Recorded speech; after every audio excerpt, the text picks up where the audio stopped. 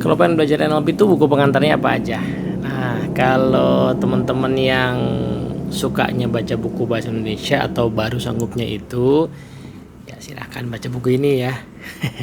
Buku ini emang ditujukan untuk pengantar, untuk ngasih pemahaman awal agak luas tentang apa itu NLP dan bagaimana mempraktekannya.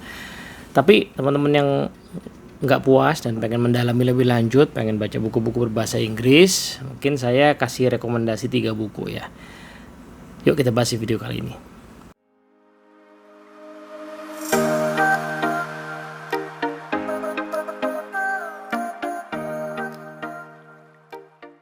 Oke, assalamualaikum warahmatullahi wabarakatuh. Halo teman-teman semua. 3 buku itu bukan ditulis oleh para NLP developer atau foundernya NLP ya, karena justru buku-buku beliau-beliau itu advance banget. Jadi nanti kita bahasnya kalau sudah agak mendalam saja ya. Nah, buku pengantar NLP yang paling bagus yang saya temukan itu ini. Judulnya Introducing NLP, yang nulis adalah Joseph O'Connor sama John Seymour. Joseph O'Connor ini salah seorang penulis buku NLP yang cukup produktif ya. Buku-bukunya banyak, kapan-kapan saya akan bahas mungkin buku-buku yang saya punya ya.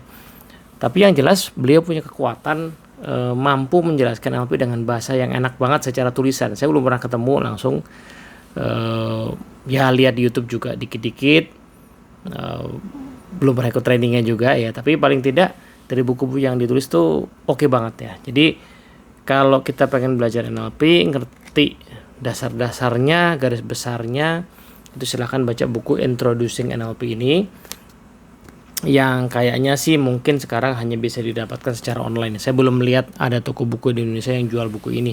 Pernah waktu itu buku ini sempat muncul di Gramedia, di Kinokuniya ya, tapi sekarang belum kelihatan lagi.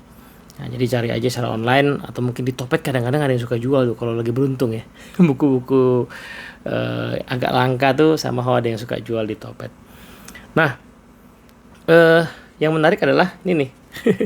Ada ininya, quote-nya dari testimoni dari Tony Buzan. Jadi saya berasumsi Tony Buzan itu ngerti NLP atau pernah belajar, meskipun ya dalam program beliau kayaknya sih tidak disebut secara eksplisit ya, tapi barangkali terinspirasi juga oleh NLP. Nah, buku yang barusan saya sebutin itu ada pendalamannya. Pendalamannya adalah buku judulnya NLP Workbook. Agak lebih gede ya, tebelnya lebih tebel lah daripada yang tadi ya, karena tadi kan formatnya kecil tuh. Dia kecil, ini lebih gede. Nah, jadi NLP Workbook ini lebih detail. Jadi semacam pendalaman dari Introducing NLP. Saya nggak tahu mungkin apakah setelah dia nulis buku yang pertama ini kemudian pengen mendalami kembali ya. Kalau disebut workbook dalam artian kayak ada formulir-formulir nggak juga sih. Karena di buku yang pertama juga sudah cukup banyak penjelasan tentang latihan-latihannya kan, namanya NLP pasti kan banyak latihannya gitu. Nah, 2 buku tadi yang nulis sama Joseph O'Connor, cuman yang buku pertama ada John Seymour-nya ya. Ini buku yang sangat bagus untuk teman-teman yang benar-benar baru kenalan sama NLP atau sudah pernah belajar, ikut training, cuman masih belum ajak gitu ya, butuh pengantar dan pengen mendalami berbahasa Inggris, silakan 2 buku tadi. Nah, ada satu buku yang sebenarnya termasuk pengantar karena isunya tuh luas, mencakup banyak hal di dalam NLP dan komprehensif sekali. Komprehensifnya itu dalam artian gini, secara praktis dia komplit, secara teoritis juga oke banget gitu. Nah, buku itu judulnya adalah ini dia, The User's Manual for the Brain. Nah, yang nulis adalah Pak Bob Bodenhamer sama Michael Hall. Ini penulis, jadi 2 penulis ini adalah pendiri dari satu perguruan belajar NLP namanya Neurosemantic. Saya sebut sebagai perguruan ya, saya nggak menyebut sebagai mazhab. Nah, dulu suka gitu tuh, saya suka nyebut sebagai mazhab, tapi mungkin lebih tepat perguruan aja lah. Perguruan belajar NLP namanya Neurosemantics. Jadi yang teman-teman yang sudah belajar Neurosemantics mungkin kenal. Nah, cuman waktu buku ini itu ada 2 jilid sebenarnya. Yang satu User Manual for the Brain ini aja, lalu yang kedua yang volume 2. Nah, yang di volume 1 yang nulis Pak Bob Brandhammer, volume 2-nya Pak Michael Hall yang pertama, penulis pertamanya. Terus terang saya lebih suka yang volume 1 ini karena gaya nulisnya Pak Bob lebih enak lah ya gitu. Cuman ya Pak Bob ini tidak seproduktif Michael Hall, mungkin juga karena beliau lebih tua ya, jadi sekarang udah nggak terlalu aktif ya. Nah, Michael Hall yang jauh lebih aktif sampai sekarang, luar biasa. Nah, buku ini itu menurut saya oke banget ya, sangat komprehensif karena di situ dia menjelaskan tentang NLP, presuposisi itu komplit banget. Presuposisi NLP yang paling komplit tuh ada di buku ini. Ya, yang saya rangkumkan dan mungkin saya modifikasi sedikit di sini tuh asalnya dari buku ini. Kalau teman-teman baca buku saya yang The Art of Enjoying Life, itu yang edisi pertama kedua, terus kemudian baca buku User Manual for the Brain ini, akan menemukan bahwa buku ini sangat menginspirasi. Bisa dibilang ini formatnya itu mirip banget gitu. Karena memang saya sangat terinspirasi. Baru di buku yang ini saya kembangkan lebih lanjut sesuai dengan pemahaman yang bisa saya tangkap. Nah, tapi buku ini sendiri sudah oke banget. Termasuk kalau teman-teman pengen kenalan sama neurosemantik. Buku ini belum terlalu bahas neurosemantik ya. Jadi mungkin karena waktu itu baru-baru mulai waktu pertama kali buku tulis.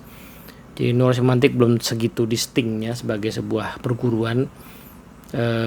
Jadi masih nuansa NLP-nya saja ya, kata NLP itu sendiri masih cukup kental gitu. Nah, katanya sih buku ini adalah panduan untuk belajar NLP di perguruan neurosemantik tadi di level practitioner. Ada tulisannya tuh ya. Di sini katanya The Complete Manual for Neuro-Linguistic Programming Practitioner Certification. Nah, saya nggak tahu apakah di NS itu sempat bahas semuanya karena isi bukunya luar biasa banget ya. Sangat lengkap gitu. Nah, buku ini juga lagi-lagi tidak bisa didapatkan di Indonesia. Saya dapat ini online. Waktu itu saya cari online dan saya sangat beruntung ya. Karena buku ini harganya lumayan banget. Kalau kita cari mungkin sekarang dengan kurs sekarang ya. Edisi barunya kayaknya masih ada di Amazon gitu. Kayaknya sih jatuhnya udah di atas 1 juta lah. Harga buku ini yang barunya gitu. Nah, bekasnya pun juga kalau dapat sekarang masih agak lumayan harganya. Saya ini kalau nggak salah cuman waktu itu ya, saya dapat sekitar cuman $30 lah kalau nggak salah, bekas tapi hasil, tapi kondisi masih bagus banget. Saya sangat beruntung mendapatkan buku ini. Oke, itu 3 buku yang mungkin bisa jadi pengantar kalau teman-teman pengen cari bukunya, pengen belajar lebih lanjut ya, sehingga bisa dapat gambaran utuh tentang apa itu NLP. Saran saya bagi semua teman-teman yang pengen belajar NLP atau pengen mengkritik NLP atau pengen meneliti NLP, setidaknya 3 buku ini dibaca secara mendalam. Karena nggak mungkin lah ya kita belajar NLP atau meneliti NLP tanpa paham apa itu NLP. Nah, NLP yang komprehensif, yang sesungguhnya itu ya paling tidak bisa didapatkan dari buku ini. Ya, sampai sini dulu, moga-moga bermanfaat. Assalamualaikum warahmatullahi wabarakatuh.